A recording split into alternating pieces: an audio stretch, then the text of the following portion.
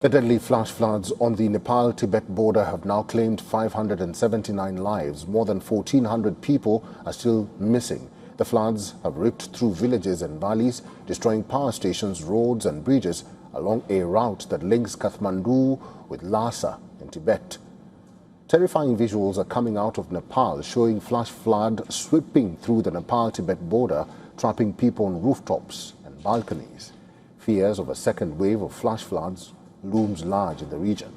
Authorities have issued a fresh warning following an increase in the water level in the Bhot Koshi River area. The National Disaster Risk Reduction and Management Authority of Nepal has stated that the rise in the water level at the same site has raised the risk of another flood in that area. Speaking to survivors, our ground reporter witnessed how a whole market was wiped out and is currently under a heavy sludge of mud. It was a market. Okay. It was a market, but it's not now.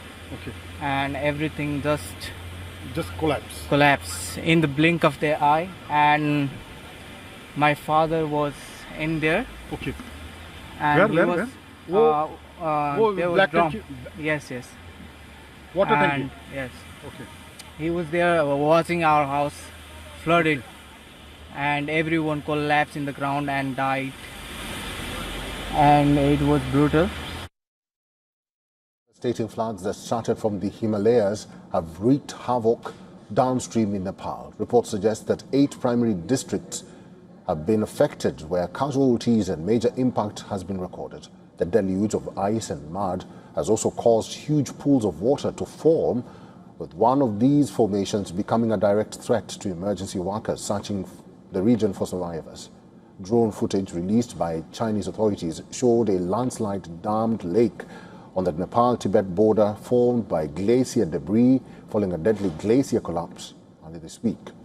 Chinese rescue teams have now resumed rescue operations after a brief suspension. A video released from the Nepal Prime Minister's office showed rescuers climbing through thick mud towards a tunnel at the Upper Trishuli hydropower project to reach and even evacuate laborers and locate residents trapped by devastating floods. The Ministry of External Affairs, in a separate statement, has reported that the number of missing Indians stands at 320 and that 100 non-resident Indians are also missing.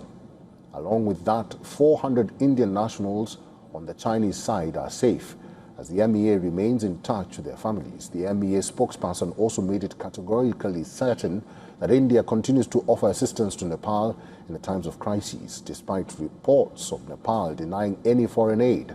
A third flight carrying 10 tons of humanitarian assistance has reached Kathmandu. India's External Affairs Minister shared a positive update on the matter.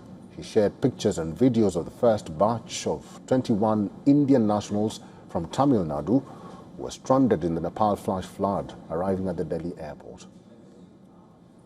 Right now, we're at the aid distribution site. We've been starting to see locals get access to things like solar panels, clothes, basic food and medicine after everything was washed away from the river just a few days ago. We're about 200 meters away from the river right now. You can smell the sediment in the air. You can still see the massive surges coming down from the mountains. People are still looking through their homes, going back to feed animals. There's bloated dead animals laying around in the villages. Dark gray sediment that still kind of comes up to your knees. On the trees, you can see just how high the water got, maybe sometimes 5-6 meters high above people's heads.